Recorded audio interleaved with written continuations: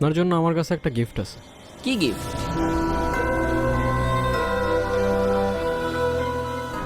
এইটা কি? আমার পারফিউম আর্টিস্ট। এটা আমার নিজের বানানো পারফিউম।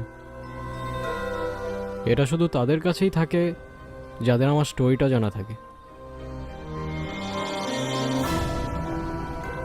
আপনি হয়তো আমাকে চেনেন না, বাট ট্রাস্ট মি, আজকের পর থেকে আপনি আমাকে ভুলতে পারবেন না। ইঁদুর ফাঁদে পা দিছে।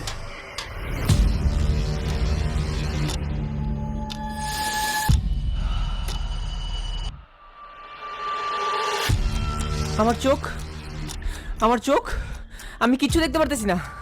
আমি তো কারো কোনো ক্ষতি করিনি। আমার সাথে কেন মনে হলো?